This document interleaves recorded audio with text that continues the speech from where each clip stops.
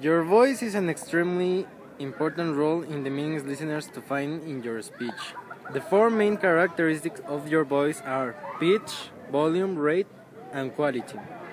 Additionally, the way you speak has an effect on all dimensions of your role as a speaker.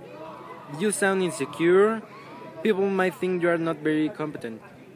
If you mumble, people may think you are trying to hide something and mistrust you. If you are overly loud, they may not find you very likable. You must try to speak clearly and eliminate repetitive expressions like okay, you know.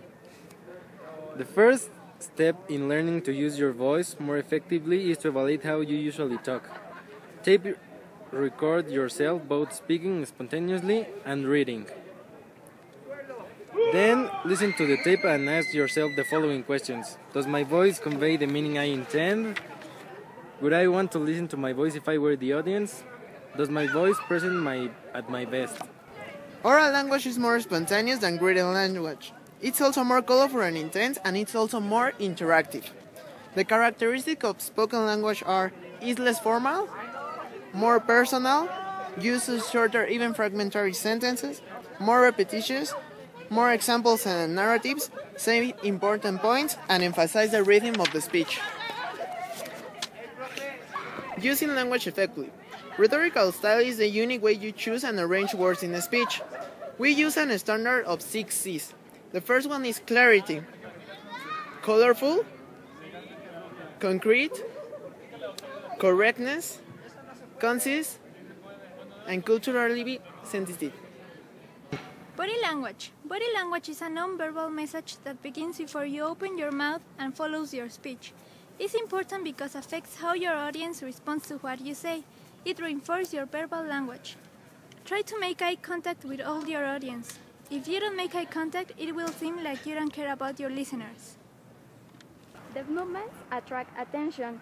They must complement, not compete with your speech. You should avoid movements like pacing back and forth. You need to move, but not too much. You need to dress well to give your message more importance.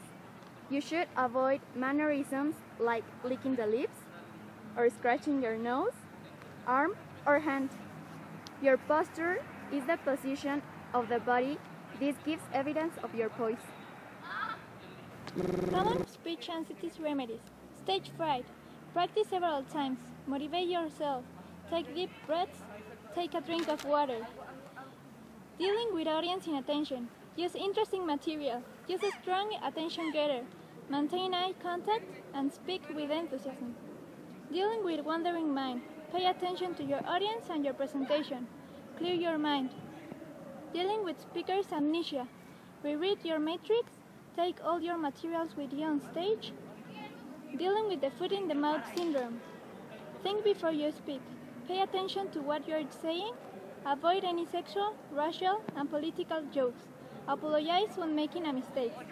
Dealing with hecklers. Never lose your temper.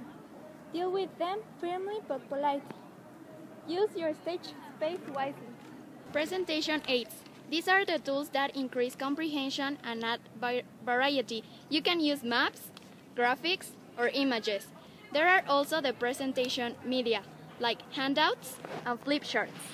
In order to prepare them, you should follow the principles of design and color. Use strong colors. Balance and make the presentation pleasing to the eye, and present the subject without distortion.